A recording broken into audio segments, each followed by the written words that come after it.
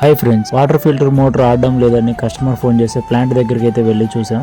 అక్కడ వాటర్ అయితే స్లో వస్తున్నాయి, మోటార్ కూడా స్లో ఆడుతా ఉండింది. మోటార్ అయితే షాప్ దగ్గర తీసుకొచ్చి చూసాం, వైండింగ్ అయితే కాలిపోయింది. మోటార్ కు వైర్ అంతా కట్ చేసేసి పేపర్ అయితే పెట్టేసాం. గేజ్ చెక్ చేసిన తర్వాత వైర్ ఇలా చుట్టేసేయాలి ఫ్రెండ్. మొత్తం వైర్ ని ఒక ఆర్డర్ వైర్ లో తీసుకొని వైర్ అంతా స్మూత్ గా తీసుకొని గాలి లోపలికి ఎక్కియాలి ఫ్రెండ్. వైర్ అంతా గాల్లోకి ఎక్కించిన తర్వాత ఇలా పేపర్ కట్ చేసి లీడ్స్ అనేది పైకి రాకుండా పేపర్ పెట్టేయాలి. ఇలా మొత్తం రన్నింగ్ కట్టలు అయిపోయిన తర్వాత ఇప్పుడు స్టార్టింగ్ కట్టలు అయితే ఎక్కిస్తున్నాం ఫ్రెండ్స్. మొత్తం అయిపోయిన తర్వాత గార్లం పేపర్ అయితే మధ్యలో పెట్టాలి ఫ్రెండ్స్. ఒకదానికి టచ్ కావద్దు కాబట్టి మధ్యలో గార్లం పేపర్ అయితే పెట్టేస్తాం. లీడ్స్ అనేది పైకి లేకుండా మనం దారంతో ఇట్లా కట్టేస్తాం. మామూలు కొంతమంది దారం వాడతారు, నేనైతే టేప్ వాడుతున్నాను. మీరైతే ఏమో వాడతారో కామెంట్ చేయండి ఫ్రెండ్స్.